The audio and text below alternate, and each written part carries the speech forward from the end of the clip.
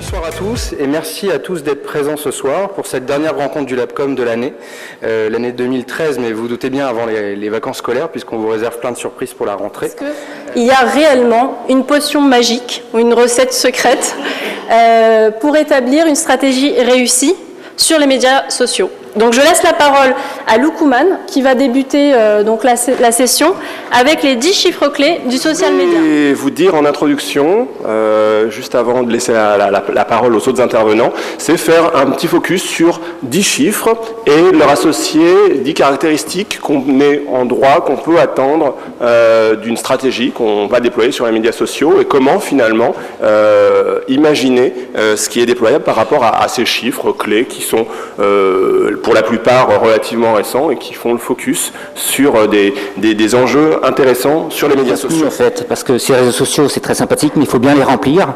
Et je vais essayer de vous expliquer éventuellement de quelle manière on peut procéder pour les remplir de façon à peu près correcte. La première question à se poser, c'est où est-ce que je dois aller? Si vous êtes une marque B2B, clairement, Facebook n'est pas forcément le meilleur endroit. Si vous êtes une marque B2C, c'est pas sur LinkedIn que vous allez aller. Je caricature un petit peu. Mais ce que je veux dire, c'est que la première règle, c'est ça, c'est de choisir sur quels réseaux sociaux vous allez aller. Et évidemment, c'est très lié à la question de quel type de contenu je veux. Ce que je conseille et ce que nous, sur lequel on se bat, c'est que il faut considérer le lieu de territoire d'expression de l'entreprise. Et nous, on considère que le lieu de territoire d'expression de l'entreprise, c'est notre site internet. Donc là-bas, ça reste quand même notre site internet. Et tous nos médias sociaux sont là pour amener du contenu, de faire venir les personnes sur ce site internet. C'était ma première participation à cet événement, donc j'ai trouvé ça très sympathique, d'abord parce que c'est dynamique, j'aime bien le côté vraiment rapide, pour le coup peut-être pour ma part un peu trop rapide, mais rapide et dynamique, ça c'est bien. Le côté polyvalent, pluridisciplinaire était très intéressant, d'avoir un représentant d'une agence, d'un média, d'un conseil, enfin d'une entreprise, c'est tout à fait intéressant d'avoir cette pluralité de regards. Et puis on sent que les gens ici sont assez captifs, ils sont intéressés. On a affaire à des gens qui, pour la plupart de l'audience, manifestement étaient des professionnels ou en tout cas des étudiants de ce domaine. Donc là, vraiment, il y a une affinité de thématiques. Très intéressante. On a pu aborder les sujets qui nous intéressaient autour du social media, 4 intervenants qui avaient 4 approches différentes, c'était intéressant. Et surtout des questions qui étaient pertinentes derrière. Donc on a pu échanger un petit peu après les conférences, via les questions et autour d'un verre. Donc c'était intéressant. Et j'aimerais déjà remercier en fin de compte les organisateurs parce qu'ils font ça depuis un certain temps avec beaucoup de succès. Et c'est déjà un vrai tour de force d'arriver à réunir des gens autour de ces sujets pointus.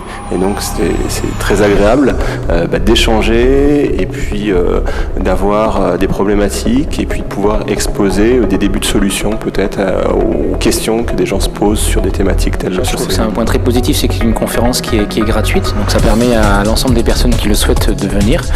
Donc c'est un point pour moi qui est très positif.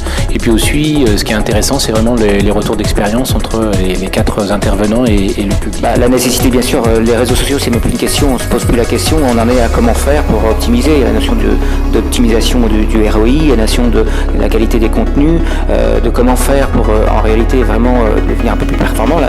Tous les médias, eux, ils sont, toutes les entreprises, ou quasiment toutes les entreprises aujourd'hui y sont, c'est comment aujourd'hui optimiser, aller un peu plus loin, également dans les process, dans la manière de proposer et surtout de créer de la valeur, parce que ça reste quand même la clé. J'ai surtout retenu les échanges avec les gens qui se posent des vraies questions sur comment aller sur les réseaux sociaux, quel budget y mettre. On se rend compte que malgré le fait que tout le monde aujourd'hui a un compte Facebook, quasiment, les professionnels se posent beaucoup de questions avant d'y aller. C'est toujours pas acté, il y a encore beaucoup d'évangélisation à faire autour de Facebook et des vrais usages de Facebook. Moi, je parlais beaucoup de l'Open Graph dans mon intervention. Il y a des vrais sujets qui encore méritent d'être évangélisés. Donc je me rends compte de ça à chaque fois que je parle avec des professionnels, il y a encore un vrai travail. En introduction pour poser finalement quelques chiffres, faire un état des lieux, et ce qu'on peut voir, c'est derrière une vraie conscience en fin de compte des gens qui se posent déjà des vraies questions et qui participent finalement à l'évangélisation de cette thématique, et du coup ces conférences y contribuent et on ressent qu'il y a un vrai intérêt, et ça c'est très très important. Les sociaux sont effectivement un tout du multicanal et il est aussi intéressant de travailler en fait sur l'ensemble de ces canaux et pas uniquement le média social dans son coin. Il faut travailler vraiment avec le web marketing, avec le site internet, avec le mobile qui se développe énormément. Donc c'est des choses qui sont extrêmement importantes, pas être isolé, travailler avec le marketing pour remonter des insights. Donc c'est des éléments que je retiens de cette conférence.